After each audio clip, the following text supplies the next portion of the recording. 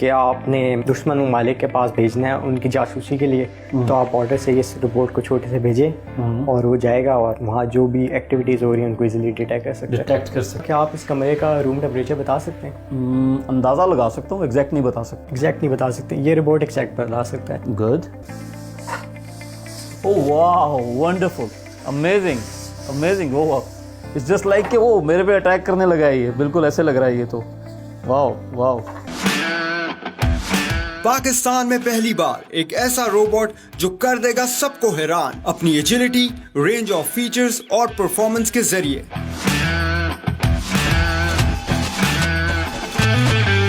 Robotics की दुनिया के एक नए नाम अब्दुल वासे के वर्कशॉप एरिया में, जिन्होंने एक ऐसा रोबोट बनाया है जो ना सिर्फ ह्यूमन एफर्ट्स को एम्पलीफाई कर देगा बल्कि ह्यूमन सिक्योरिटी को भी बढ़ा देगा।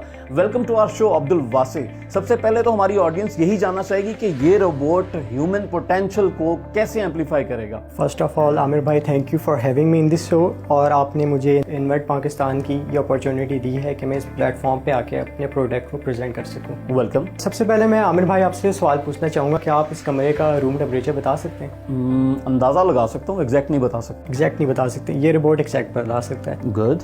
क्या आप ह्यूमिडिटी बता सकते हैं इस रूम में कितनी है? नहीं। ये रोबोट बता सकता है। वाह।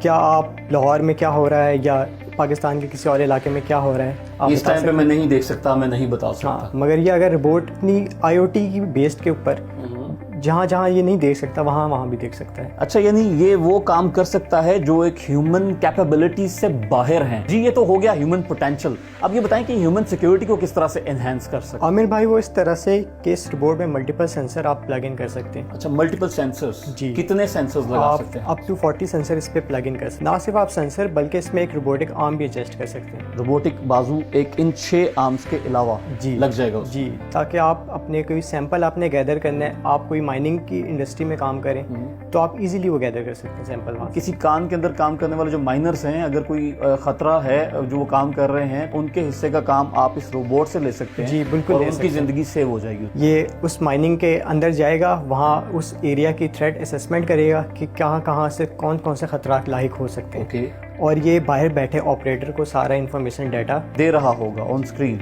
कि कहाँ खतरा है। वो लोग फिर वहाँ जाएंगे और उसको रिपेयर कर देंगे और कई जानों को ज़ाया होने से बचाया जा सकता है। जी बिल्कुल। अच्छा वासे, इसकी लुक मैं देख रहा हूँ कि एक इंसेक्ट लुकिंग डिज़ाइन है इसका, एक स्पाइडर की तरह का।